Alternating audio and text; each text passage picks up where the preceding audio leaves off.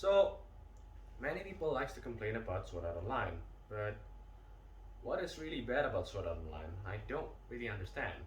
Me myself, I do like Sword Art Online, and I do play all the games, and I do read the novel. So, what's so bad about it? I don't really get what people say.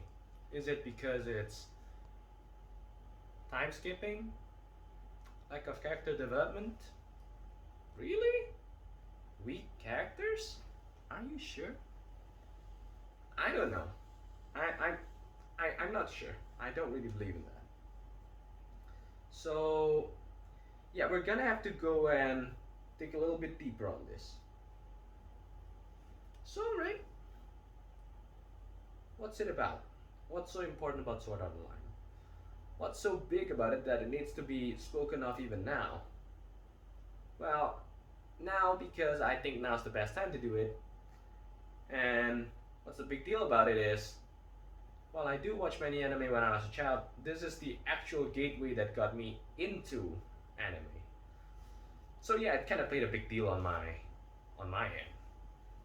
So, as an anime, this work debuted in 2012, but the source material for that is actually the light novel, which debuted in 2009.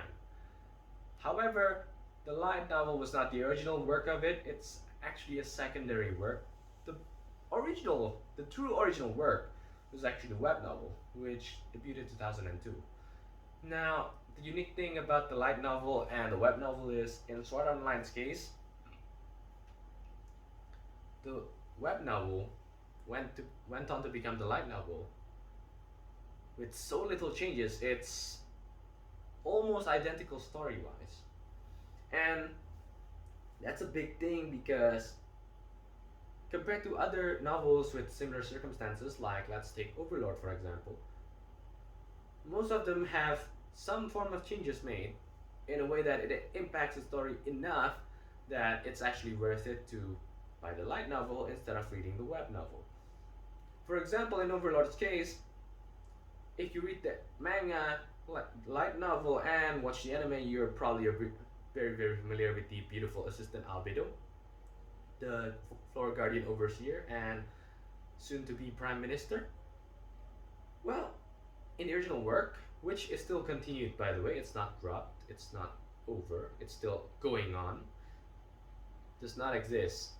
So, yeah, imagine how big the impact on the story is if a character, an entire character, does not exist. Obviously, her role is taken by someone else. In this case, it's Demiurge, or it's more precise to say that she took some part of Demiurge's role when she was created as a character to add into the light novel. But hey, I digress. We can see how the big changes are made. Okay, so what's up? So, as I said earlier, the light novel was published in 2009 for volume 1. But by then, the story was already there for a long time, and by the time the anime came around at 2012, it's kind of a decade old as a story. So, yeah, if you want current day style development, it's not gonna be there. It's a 10-year-old story. Okay, but that doesn't change the fact that it's not there. Alright, but I believe for me myself that when you're judging a work of literature, you need to judge it by the standard when it was written. Because, well, let's take a classic, Romeo and Juliet. It's a tragedy. If we, modern day people, were to read the original version of Romeo and Juliet, now mind you, some of you might not know the language, so let's say it's translated. Read the original version, uncensored, unadulterated, not altered, straight out original. We probably won't like it because it doesn't match our current day taste. It's just not the same. So, how about Sword Art Online? Does that stand? Well, obviously. Because if we look at the trend for older series, some of them also had these problems. Time skips, weak characters, lack of character development, lack of depth, and some of them actually had this worse. If we take a really popular old shonen series called City Hunter, It's a very long running series, but there's barely any changes in the way the character work. Yes, there are some dynamic changes in their relationships, but not their core character as a character, not their personality, none of that. There's barely any character development in the sense that there's growth. So it's actually a style back then. So we need to keep in mind that this is one of those older stories. But as time goes on, the style changes, and writers they also pick up on these changes. Which is why if we were to judge the reaction between season 1 arc 1 and season 1 arc 2 compared to season 2 or season 3 and so on, which is basically Alicization and so on, we can see that the style, the pace, the tempo is different, the way the world is set is different, and people's reaction towards the show or the work is also different. Unfortunately, however, some people likes to go with the flow and insult it despite the fact that there's nothing really there to insult. They're just making it up. And sometimes, what's even worse is even though they enjoy it, they still insult it. Now, I mentioned earlier that the story was old and it stopped, the web novel stopped after the publication of the light novel. But the only new content, the light novel original contents for Sword Art Online, actually starts with volume 21, which is the United Ring arc, which is interesting, but yeah, it's interesting. It's interesting. It starts to feel more and more like the general isekai thing, where you go from weak to strong. But in Kirito's case, weak is kind of still strong, and it's been going on for some times now. And the newest volume, volume 24, is still in the United Ring arc. So, if I were to simplify things, out of 24 volumes, 1 to 20 is really old. But obviously, the more recent volume is not as old. So we see that there's a change in the writing style. We see how it's different compared to the first parts, and yeah. And even then, even for the first part, it's not just left, and Kawarareki did not go, you know what, what's done is done, it's there, take it or leave it. No, he didn't go that way. He actually took the opportunity, because many people did not like it, to make a side story called Sword Art Online Progressive. Now, I like to call it a side story because it supplements the main story, but hey, you might as well call it an entirely different series, because for now, it's completely focused on the Aincrad arc, and it takes a, well, as the title says, very, very progressive take and a very progressive pace to tell you the story of Aincrad. In fact, it's up to volume floor, and it's still, what, floor 6? So yeah, the tempo is really slow. It lets you experience the length of the supposed 2.5 years they spent in Aincrad. And the writing style is interestingly similar to United Ring. Well, it came out first, so United Ring is similar to that. So we do see some changes in the writing style of the author. We see some growth in that. And there's actually more than one way to enjoy Sword Art Online, because Sword Art Online actually shares the same universe, the same world as fans would say, even though Kawarahaki said it's just a similar world with a different timeline. You can think of it more as a parallel world. For us, when we see the references, we're like, nah, it's the same world. And because I read both series, I do find myself enjoying more when I find these relevant points. And, well, that's not even the end all be all of the series, because the series is not just a simple series, it's actually a franchise. It's got the main story, but it's also got an alternate story called the Gameverse. Okay, what's so different about the Gameverse? Well, I'd say it's almost totally different, because the Gameverse separates itself from the mainline story from Floor 75. In the main timeline, the Aincrad arc ended with Floor 75 when Kirito defeated Heathcliff with his God Mode. That's why people like to call him Jesus Gon on the internet. But I digress. How should I put this? Basically, in the game verse, that's not the end. They actually had to clear all 100 floors, and because there was a bug in the battle between Kirito and Heathcliff, let's just say things got a little bit messy. And yeah, there were some comedic parts to it. The story is an original story for the game, written also by Kawarareki for the main part. And because of that, the character doesn't feel forcibly altered. It feels natural, but it's an entirely different story, so we can enjoy the story. Now, obviously, with these, they introduce new characters that's exclusive to the Gameverse, that's not going to be present on the Animeverse and the main timeline. But for me personally, it's totally fine. I can enjoy it as two separate works, even though it's the same franchise, and hey, more story for me to enjoy. And for us, if you want to give it a chance. Alright, so what's the appeal? Why should I buy it? Why should I play it? Well, if you're not into it much for the story, it's still a fantasy game. You get to feel good about yourself. You get to feel strong when you see the attack animations because, hey, that's what fantasy is supposed to be. You want to feel good about yourself when you do fantasy, when you immerse yourself in fantasy. And that's exactly what the game does.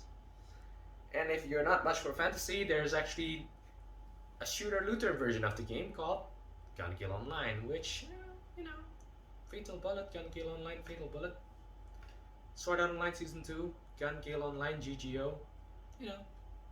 Take a hint. I think you know what the game would feel like if you watched that series.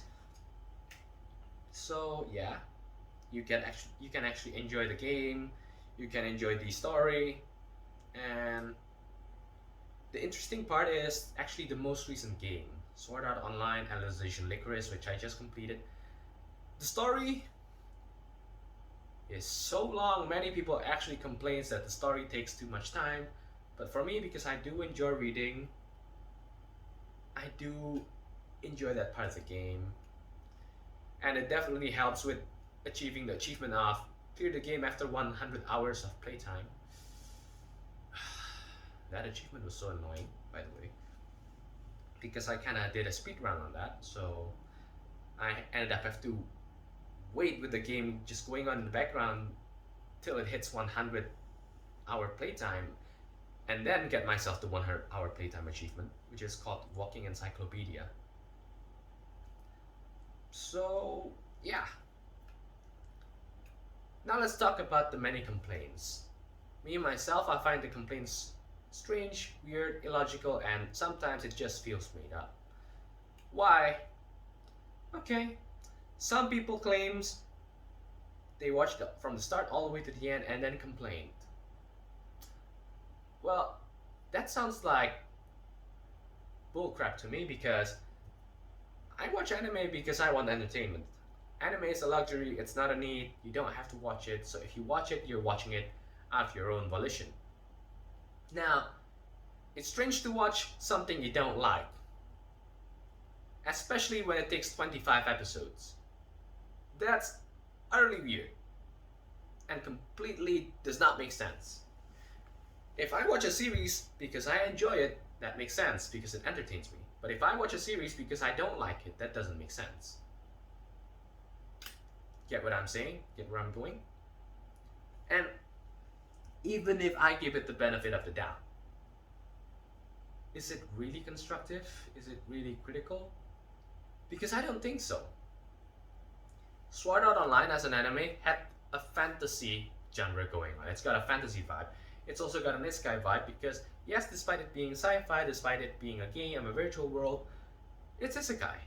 If we really want to force it, if you watch Itai no Ayana no Debo Giroku, basically that one. It's a game, but I think we all recognize it as an isekai. Why? Because we don't see the real world, we see the game world. A game world. Another world. An isekai. And if we were to observe the trend of anime and just the culture in general, After the anime premiered in 2012, there's a large boom in isekai genre. That genre becomes so notorious, we have at least one show in that genre every season ever since. And it's been going on and it's still going on. It's been 8 years, people. It set the trend. And while many people will argue that the one who's actually behind the good isekai is stories like Mushoku Tensei, and yes, I do read Mushoku Tensei all the way till the end. I did enjoy the story. I think it's a good story.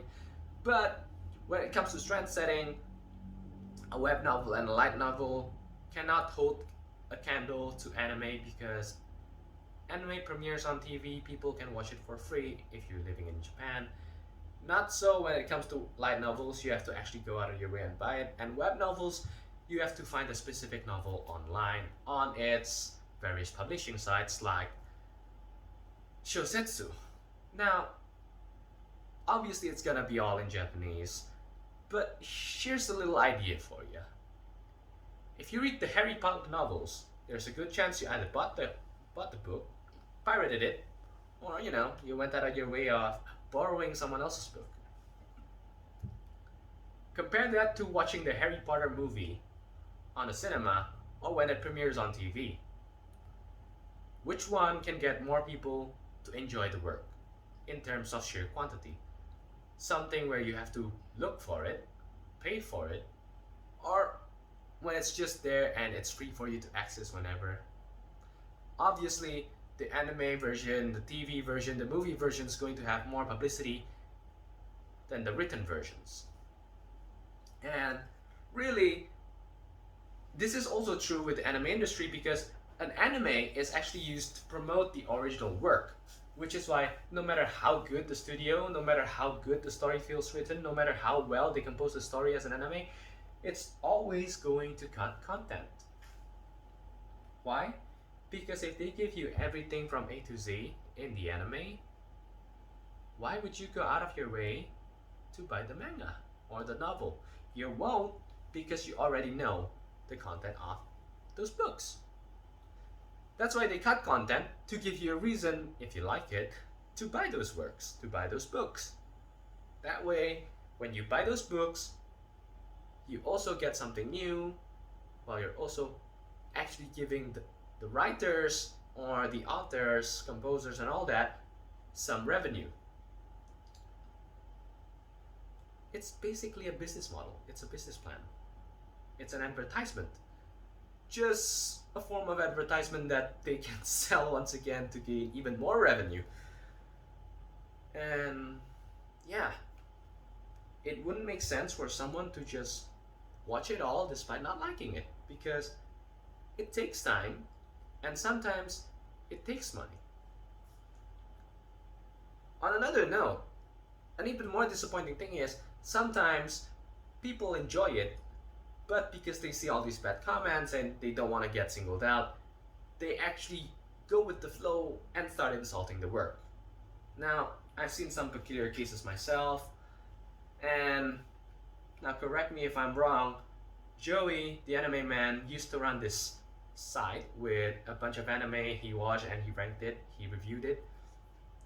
He used to give Sword Art Online a pretty good score, an 8.5 I think out of 10. But afterwards, we kind of see him going to the other side and started insulting Sword Art Online too. But I think when it comes to review, first impressions matter more than the second ones, especially when I think the first one's more honest. Why? Because in psychology, there's this thing called group psychology, where if many people does something, humans, stupidly enough, does not question and follow suit.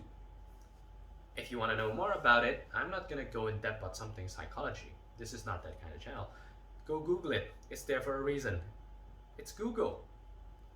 Just Google group psychology and I think you'll understand what I mean by going with the flow. Okay, so what else? Something else also doesn't smell right, doesn't feel good. When I was watching the more recent seasons, they insult the characters like, Asuna doesn't have the willpower to fight. Leafa, why is she not fighting that hard for her brother? Sorry, mind you, are you guys actually watching this? You guys claim to be watching this, but I don't think you guys are, because if you guys are watching the series, you'd know that in that game, all sensations are on. They're not censored. Meaning, if someone cuts you on your hand, like a little cut, you feel that little cut, as in you get cut in real life.